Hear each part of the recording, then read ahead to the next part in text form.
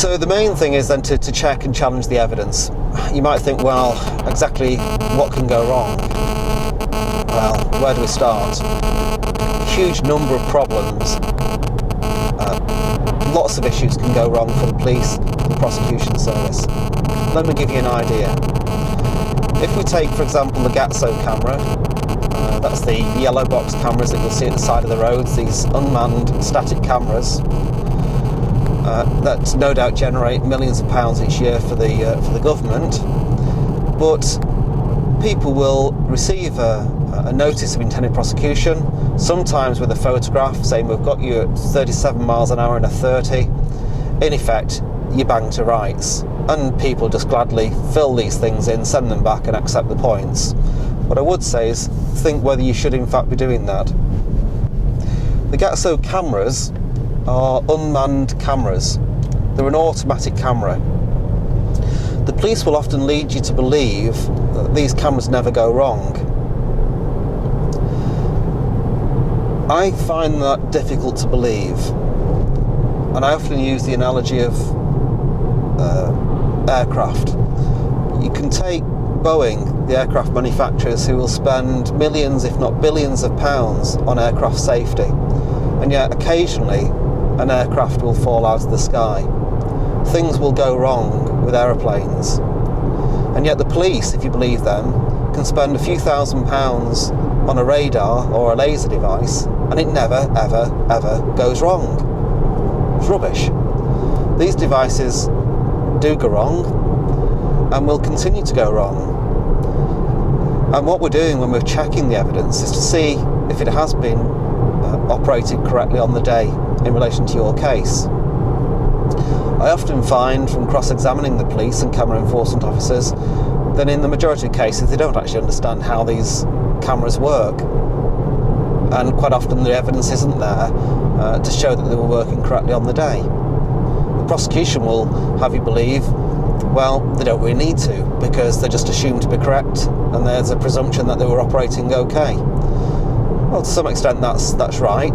There is a presumption, but you can rebut that presumption by giving evidence to say, well, look, you were not travelling at that speed and we want to check and challenge the evidence, and you've got a right to see the evidence, and that's where we start to find fault. With Gatso cameras, you'll receive through your notice the speed, and it might say 37 miles an hour.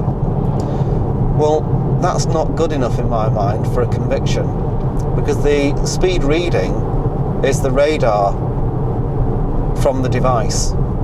That's only the primary evidence. There should also be secondary evidence to achieve a conviction. And so the secondary evidence comes from photographs, 2 photographs, of your vehicle travelling along the road, usually with seeing the white marker lines that follow the Gatso. You'll notice these white marker lines after a Gatso camera. And that's so you can see how far your car has travelled over a half a second time lapse. And so long as you know the distance in between the white lines, you can then do a calculation, because speed is distance divided by time. You can then do a calculation to work out the speed, and that of course should correspond with the primary radar speed reading. And if those two coincide, then that's the evidence for the prosecution. I've had cases over the years where you simply cannot see the white lines on the road, where they've been changed through tarmac's been lifted up and relayed, where the white lines have become worn, where the cameras have just been misty or hazy, where the road has been wet or there's a shine on the road and you can't see the white marker lines, all sorts of problems with them. But even if you can see the white lines and you think, well, they're nice and clear, so I've got no chance. Well, in fact, is that correct? Because how do you know the distance in between those white marker lines? The police will often say, well, they're 2 metres, they're a metre, they're 5 feet, they're a yard. I've had all of those explanations in the past. Now, of course, if we don't know the distance between each of those white marker lines, how can you tell how far you've travelled? You might be able to count up 3 or 4 marker lines, but is that 3 or 4 metres? Is it 8 metres? Who knows? So again, getting the evidence, putting them to proof, letting them provide the evidence from the person that originally laid and marked out those marker lines on the road, because often that's not supplied and it may result in them losing the case and you as the driver winning the case. Another interesting point is with Gatso machines, the manufacturers of the Gatso, in their instruction manual, certainly the copy I've got anyway, states that the Gatso can overestimate speed by up to 2 miles an hour, up to a speed of 60. So any speed up to 60 miles an hour, the Gatso machine can overestimate speed by 2 miles an hour. You might think, well, so what? The important thing there is what happens if you've been caught at 35 or 36 miles an hour. Because if the manufacturers openly admit that that speed could in fact have been 34 miles an hour, 33 miles an hour, then my argument is, well, you shouldn't be prosecuted anyway. Of course, you'll think, well, you're still over 30 miles an hour, so what's the problem?